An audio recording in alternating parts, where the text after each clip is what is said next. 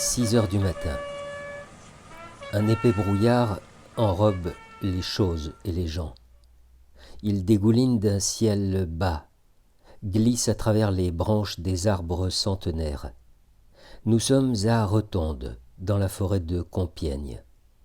Dans le wagon-salon du train spécial, stationné là, vainqueurs et vaincus sont face à face. C'est par cette aube blanchâtre et glaciale qu'une page de l'histoire de France va se refermer. L'armistice tant espéré va mettre fin à 4 ans d'une guerre sanglante et dévastatrice qui laisse notre pays exsangue. Depuis 50 ans, la France n'avait pas vraiment chanté la Marseillaise.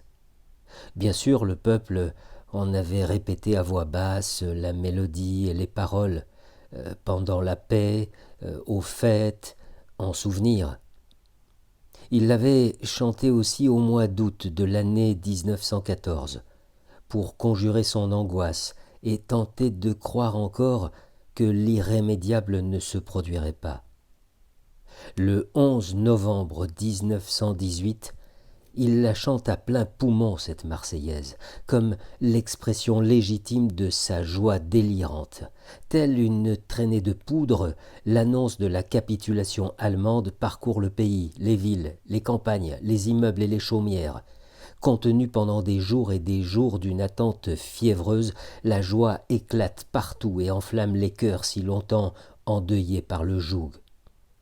À 11 heures du matin, le clairon du cessez-le-feu sonne.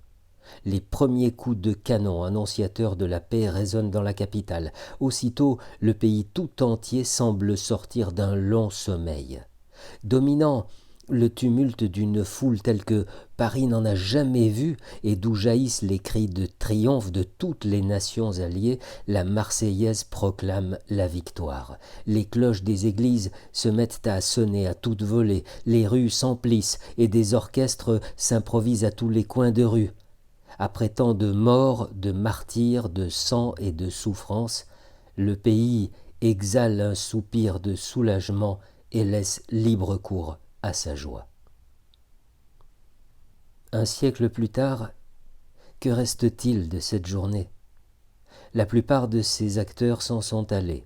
Il reste peu d'hommes et de femmes pour raconter aux plus jeunes ces années de douleur et la libération des esprits qui s'ensuivit.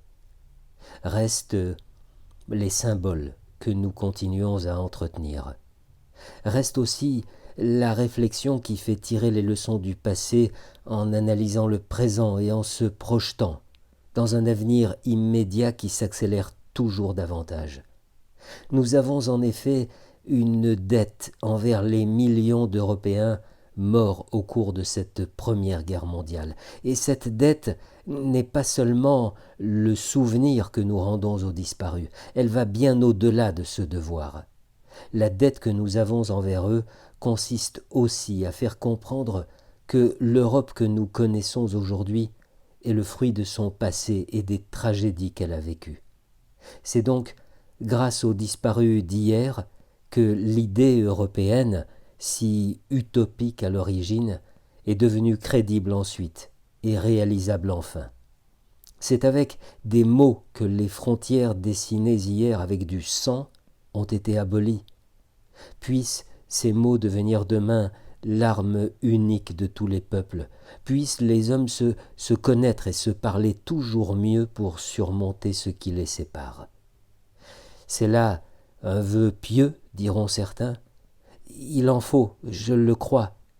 Enlevez à l'homme ses utopies, disait un écrivain, et vous le privez de son avenir. Alors rêvons, rêvons d'un monde meilleur et faisons partager ce rêve. Ce ne sera pas la première fois dans notre histoire qu'une chimère se transformera en belle réalité.